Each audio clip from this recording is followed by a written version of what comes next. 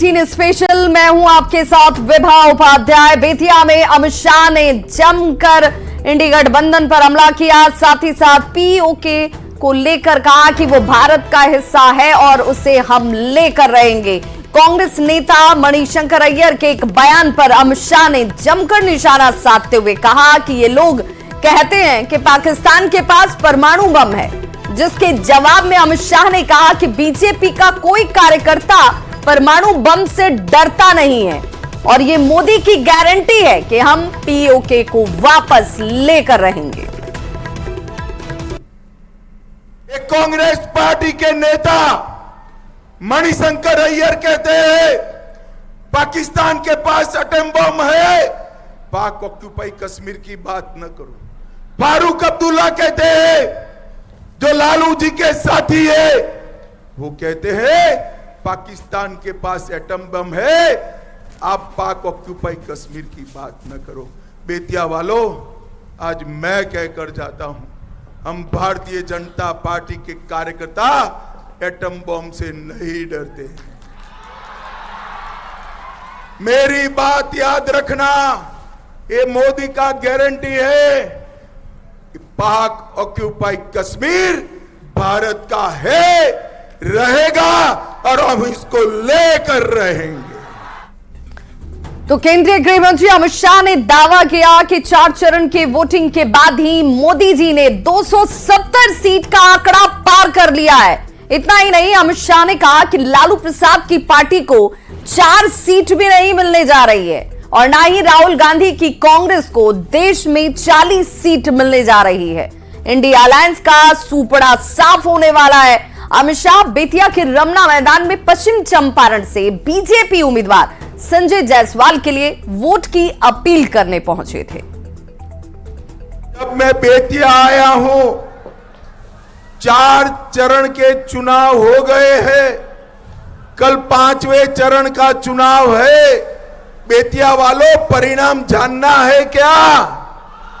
अरे जोर से बोलो, जानना है तो जानना है क्या? भाइयों बहनों, मेरी बात डायरी में लिखकर रखना, 4 चरण में मोदी जी 270 पार कर चुके हैं दोस्तों। और भाइयों बहनों, ये लालू जी की पार्टी को 4 भी नहीं मिल रहा और राहुल बाबा को 40 भी नहीं मिल रहा है। इंडी गठबंधन का सुपड़ा साफ होने वाला है। तो गोपालगंज के बाद मुख्यमंत्री नीतीश कुमार सीवान के पचरुखी प्रखंड में चुनावी जनसभा को संबोधित करते नजर आए। मुख्यमंत्री नीतीश कुमार ने एनडीए उम्मीदवार विजय लक्ष्मी देवी के लिए वोट मांगा। मुख्यमंत्री नीतीश कुमार के साथ राज्यसभा सांसद संजय झा भी मौजूद थे। सीएम नीतीश कुमार ने कहा कि हमारी सरकार ने 8 लाख लोगों को सरकारी नौकरी दी है। नीतीश कुमार ने कहा कि साल 2025 तक 10 लाख लोग नौकरी देने का वादा हम पूरा करने वाले हैं। नीतीश कुमार ने आरजेडी के शासनकाल की भी याद दिलाई और कहा कि पीएम मोदी एक बार फिर प्रधानमंत्री बनेंगे। तो एक तरह से काम करा दिए और आप जान लीजिए कि हम लोगों ने कितना ज्यादा लोगों को रोजगार दिया, सरकारी नौकरी। 2005 में हम लोगों ने काम शुरू किया और 2020 तक 8 लाख लोगों को सरकारी नौकरी दिया, लाखों लोगों को रोजगार दिया। और 20 में हम लोगों ने तय किया, हम और भाजपा एक साथ थे, हम लोगों ने तय किया कि 10 लाख लोगों को हम देंगे, नौकरी देंगे और 10 लाख रोजगार। अब 4 लाख से ज्यादा सरकारी नौकरी हो गई, 1 लाख भी पूरा हो रहा और 3 लाख का और भी काम चल रहा है। अगले साल जो पूरा होगा उसके पहले ही हम लोग पूरा का पूरा 10 लाख का काम कर देंगे। काम कर रहे हैं और सब काम कर रहे हैं, चिंता मत करिए। कितना ज्यादा भाई सड़क बना, आज कहीं रास्ता देख रहे हैं, पहले कोई रास्ता था, कहीं आने जाने का कोई रास्ता था जी। इसीलिए आप सब लोगों से ही आग्रह है, हम तो ये चाहते हैं कि बिहार का कुल सीट है 40, हम तो चाहते हैं कि 40 सीट जीत जाए और उसके अलावा देश भर में 400 से ज्यादा सीट जीते और आदरणीय नरेंद्र मोदी जी फिर प्रधानमंत्री बनेंगे, देश को आगे बढ़ाएंगे, पूरे राज्य का, सब राज्यों का। तो सीवान में मुख्यमंत्री नीतीश कुमार की सभा में थोड़ी देर के लिए हंगामा हुआ। कुछ युवक सीएम से स्कूल से संबंधित कुछ बात रखना चाहते थे। थोड़ी देर के लिए इस सभा के दौरान हंगामा भी देखने को मिला, जहां पर कुछ युवक जो हैं वो स्कूल को लेकर किसी समस्या को लेकर के मुख्यमंत्री तक अपनी बात रखना चाहते थे। प्रशासन ने युवकों को शांत कराया। मुख्यमंत्री नीतीश कुमार एनडीए प्रत्याशी विजय लक्ष्मी कुशवाहा के पक्ष में वोट देने की अपील करने के लिए यहां पहुंचे थे। तो ये तस्वीरें देख लीजिए, जो कुर्सी लगाई गई थी यहां पर बैठकर लोग मुख्यमंत्री नीतीश कुमार के भाषण को सुनते, उनकी सभा में मौजूद रहते। वहां पर थोड़ी देर के लिए कुछ युवकों की तरफ से वो हंगामा भी शुरू हुआ। प्रशासन ने हालांकि यहां पर युवकों को शांत करा दिया। पटना में सोशल मीडिया से जुड़े लोगों के लिए इन्फ्लुएंसर मीट हुई, जिस कार्यक्रम में पहुंचे डिप्टी सीएम सम्राट चौधरी ने कहा कि आज के जमाने में सोशल मीडिया इन्फ्लुएंसर की भूमिका काफी महत्वपूर्ण हो जाती है। चुनाव के समय भी लोगों को आगे आकर जागरूक करना चाहिए। उन्होंने कहा कि बिहार और देश का भविष्य तभी बेहतर होगा जब सोशल मीडिया से जुड़े हुए लोग देश और प्रदेश को आगे बढ़ाने के लिए बेहतर काम करेंगे। बिहार का भविष्य और देश का भविष्य तभी बढ़ेगा जब आप पॉजिटिव होकर इस प्रदेश को और देश को आगे बढ़ाने की कदम बना देंगे। आपको सारा ज्ञान है और आज दुनिया मुट्ठी में है। मैं देखता हूं एक एक इश्यूज पर, चाहे वो डेवलपमेंट का इश्यूज हो, सोशो इकोनॉमिक का इश्यूज हो, एम्प्लॉयमेंट का इश्यूज हो, इस पर ओरिजिनल फैक्ट्स नहीं आते। शिवहर लोकसभा सीट पर 25 मई को चुनाव होने वाले हैं। एनडीए के सभी नेता लवली आनंद के लिए चुनाव प्रचार में लगे हुए और इस दौरान पूर्व मुख्यमंत्री जीतन राम मांझी, बीजेपी नेता शाहनवाज हुसैन, जेटू के प्रदेश अध्यक्ष उमेश कुशवाहा इंडी अलायंस पर हमलावर नजर आए। साथ ही बिहार की सभी 40 की 40 लोकसभा सीटें जीतने का दावा किया गया।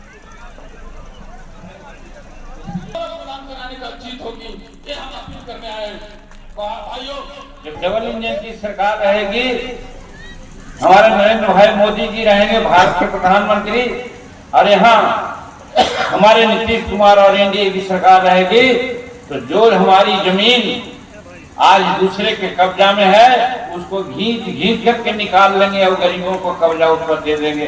भारत के मुसलमानों के लिए भारत से अच्छा देश, हिंदू से अच्छा दोस्त और मोदी या नीतीश कुमार से अच्छा नेता नहीं मिल सकता। मैं तो पूछना चाहता हूँ, वो अपने माता पिता के एक भी उपलब्धि बताए 15 वर्षों के शासनकाल का, चाहे वो 5 विभाग के मंत्री थे, अपने विभाग के मंत्री का एक भी मंत्रालय की उपलब्धि बताए। हमारे नेता के 18 वर्षों के कार्य को 18-17 महीना में अपनी उपलब्धि बता रहे।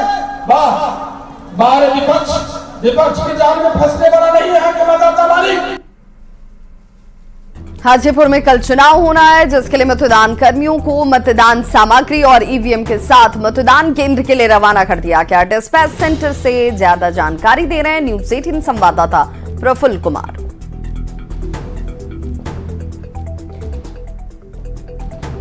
देखिए, हम लोगों के 5 ईवीएम डिस्पैच हैं, जो 6 हम लोगों के विधानसभा क्षेत्र हैं, पार्लियामेंट्री जो हाजीपुर कॉन्स्टिट्यूएंसी है, 1920 जो बूथ है। यहाँ पे जहाँ हम लोग अभी आईटीआई में खड़े हुए हैं, यहाँ से हम लोगों का हाजीपुर का एवं राघोपुर का डिस्पैच सेंटर है।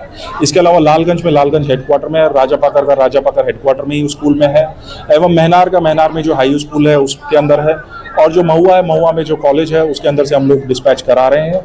इसके अलावा सारी तैयारियां आज हम लोगों ने यहाँ ब्रीफिंग किया, तो सभी जगह से अब डिस्पैच हम लोगों का चालू हो गया और अगले 2-3 घंटे में सारी जो पोलिंग पार्टीज हैं वो अपना ईवीएम्स लेके अपने अपने जो गंतव्य जो पोलिंग स्टेशन है उस पर पहुंचे।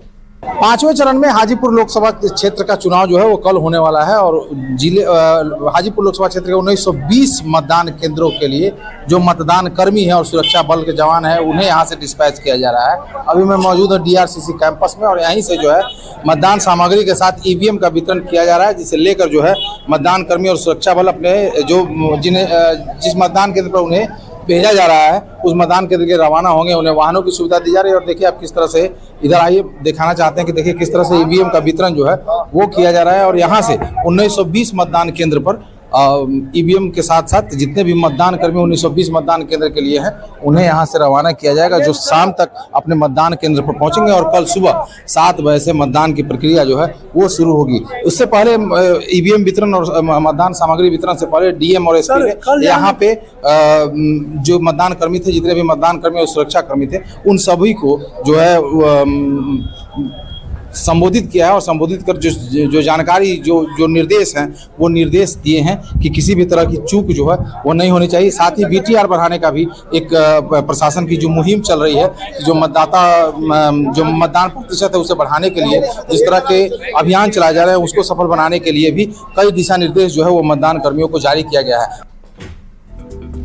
तो वहीं मुजफ्फरपुर लोकसभा सीट पर भी कल वोटिंग होनी है। जिले के 8 विधानसभा क्षेत्र के 1869 बूथों पर वोटिंग होनी है, जिसे लेकर सुरक्षा बल के जवान और मतदान कर्मी ईवीएम लेकर बूथों पर रवाना हो रहे हैं। बूथों पर कड़ी सुरक्षा के इंतजाम किए गए हैं। आपको बता दें कि मुजफ्फरपुर सीट पर कुल 26 उम्मीदवार, जिनके लिए 18,62,000 वोटर वोट करने वाले हैं। लेकिन मुख्य मुकाबला जो है वो बीजेपी के डॉक्टर राजभूषण निषाद और कांग्रेस के अजय निषाद के बीच है। चल रहा है पूरी पार्लियामेंट्री कॉन्स्टिट्यूएंसी के जो 6 असेंबली सेगमेंट्स हैं, सबका हम लोग एलएस कॉलेज से कर रहे हैं। और आप देख रहे हैं कि कहीं कोई असुविधा नहीं है। पार्टी मिलान कल ही हो गया था और आज पुलिस अभिरक्षा में जो पैरामिलिट्री के हमारे जवान और ऑफिसर्स हैं, पोलिंग पार्टी के साथ आज बूथ की ओर रवाना हो रहे हैं। काफ़ी संख्या में, आधे से ज़्यादा जो है वो डिस्पैच हो भी गया है और जो भी बचा हुआ है वो भी अगले 1 घंटे में कंप्लीट हो जाएगा।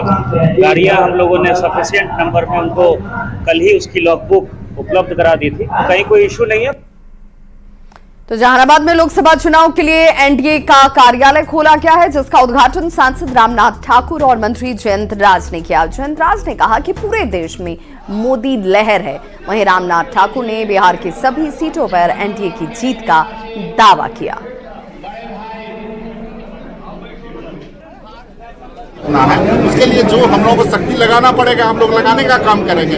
विपक्ष को इसको बहुत चिंता करने की विपक्ष को आवश्यकता नहीं है। मैं घुमा हूँ, जिन जिलों में गया हूँ, नीतीश कुमार जी के लिए और नरेंद्र मोदी जी लोगों में आकर्षण है, मोदी का वैल्यूज है। और बड़ी खबर इस वक्त औरंगाबाद से आ रही है, जहां नक्सलियों की बड़ी साजिश को नाकाम किया गया है। 12 शक्तिशाली आईईडी बम बरामद किए गए हैं। सीरीज में ये सभी बम लगाए गए थे। 3-3 किलो के ये 8 आईईडी बम की बरामदगी एक बड़ी कामयाबी के तौर पर इसे देखा जा रहा है। एक्सक्लूसिव तस्वीरें इस वक्त आपके टीवी स्क्रीन पर, और वक्त रहते इन्हें बम को बरामद करने के बाद सफलतापूर्वक डिफ्यूज कर दिया गया। 3 आईईडी बम 5-5 किलो के थे। सुरक्षा बलों ने इन सभी को डिफ्यूज किया है, जिसकी एक्सक्लूसिव तस्वीर आप इस वक्त अपने टीवी स्क्रीन पर देख पा रहे होंगे। मदनपुर के पचरुखिया जंगल में इन बमों को बरामद करने में सफलता मिली। 17 मई को एक प्रेशर आईडी जिसका वजन लगभग 3 केजी था, जिसको पंचरुखिया के जंगल के पास से जो हमारा एफओबी है वहां से लगभग 1 किलोमीटर की दूरी पे, और 18 तारीख को एक बहुत बड़ी उपलब्धि हुई है जिसमें 11 सीरीज आईडी बरामद किया गया है। इस 11 सीरीज आईडी में 3 किलोग्राम के 8 आईडी थे और 5 किलोग्राम के 3 आईडी थे। तो इस तरीके से कुल 2 दिनों में 17 एवं 18 को 12 आईडी बरामद किए गए हैं।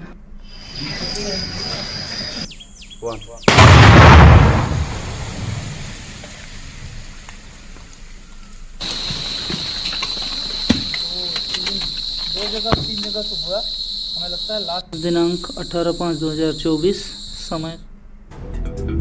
मोतिहारी से बड़ी खबर आ रही है, जहां कारोबारी के ठिकाने पर रेड की गई है। आयकर विभाग की टीम की तरफ से कारोबारी के ठिकाने पर यह रेड की गई, जिसमें 94 लाख रुपए कैश की बरामदगी हुई है। नेपाली और भारतीय दोनों ही कैश उसमें शामिल है, जिन्हें जब्त कर दिया गया है। 60 लाख नेपाली रुपए जब्त हुए हैं, जबकि 34,34,000 इंडियन करेंसी बताई जा रही है। बड़ी कामयाबी, जहां पर अब देख लीजिए पैसों का ये बंडल जहां ढेर लगाकर रखी गई थी, 94 लाख रुपए की बरामदगी। और जब इन्हें गिना गया तो इनमें नेपाली और भारतीय दोनों ही करेंसियां शामिल थी। 94 लाख।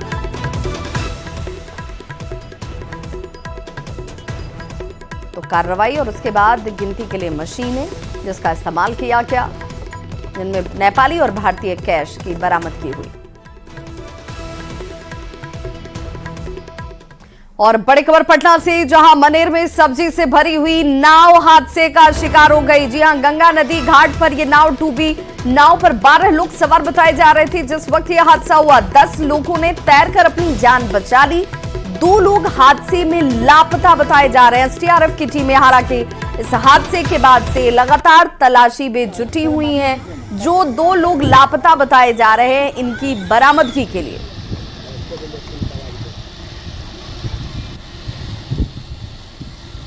आदमी थे लोग, 12 आदमी आ रहे थे तो चक्कों में बीच गंगा नदी में पड़ गया, नाव डूब गया। लेकिन 10 आदमी तैर करके अपना कैसे हो जान बचा करके सुरक्षित निकल गया लोग, लेकिन 2 आदमी लापता है। सर अमन के खेती बाड़ी का काम है दियर का, दियर से आ रहे थे, हवा तेज था, उसी में घटना घट गया है। हम लोग कैसे कैसे 10 आदमी जान बचाए हैं। बाकी 2 आदमी ना पता है।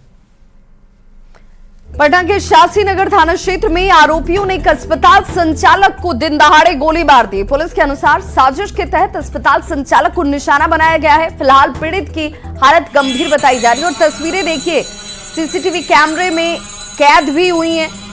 अभी जिस शख्स को गोली मारी गई है उसकी हालत गंभीर है। देखिए कैसे इस शख्स को निशाना बनाते हुए अपराधी जो है वो गोली मारते हैं और बाइक पर बैठा हुआ ये शख्स नीचे गिर जाता है। अपराधी 3 की संख्या जो कि बाइक से ही देखिए ठीक उसके बगल से गुजरते हैं और जब तक लोग कुछ समझ पाते इस अस्पताल संचालक को गोली मारकर अपराधी फरार हो गया। अब इसी सीसीटीवी फुटेज के आधार पर इनकी तलाश में पुलिस जुट गई है और उसको अभी हॉस्पिटल पारस में भर्ती करवाया गया है। प्राइमा फेसी जो आ रहा है कि वो कुछ पर्सनल इनमिटी है, उसके वजह से कुछ अज्ञात लोगों के द्वारा उस पर गोली चलाई गई है। आगे की कार्रवाई पुलिस में जहाँ तक एक्शन में आया है तो एक ही गोली तो एक ही लग रहा है। अस्पताल संचालक हाँ, उनका अपना जो है आनंद हॉस्पिटल करके खुद का जो सीसीटीवी की जो टीम है और जो थाना की जो टीम है और ये मिलकर अनुसंधान कर रही है। तो अभी जो सूचना मिली है अभी तक कि एक व्यक्ति है जो हॉस्पिटल चलाते हैं, अविनाश आनंद उनका नाम है और वो जो है इनका कुछ दिनों से रंजिश चल रहा था आपसी। एक व्यक्ति जो कि इन पे जो है अपने खटाल को हटाने जाने का जो है ब्लेम डालते हैं, जो कि कानूनी तरीके से हटाया गया था और उसी ब्लेम की वजह से उनका अभी जो है प्राइमा फेसी जो आया है कि उन्होंने जो है इनके ऊपर गोली चलवाई है। अभी जो है ये व्यक्ति जो है घायल है, अभी पारस में एडमिटेड है और अभी जो है डॉक्टर का कहना है कि सिचुएशन जो है क्रिटिकल है, लेकिन अभी उनके संबंध में अभी जो है कुछ कहा नहीं जा सकता। अभी उनकी मृत्यु जो है ऐसी है कि संभावित है कि नहीं भी हो सकती है। तो इस बुलेटिन में बस इतना ही, लेकिन न्यूज़ 18 बिहार झारखंड पर खबरों का सिलसिला लगातार जारी है।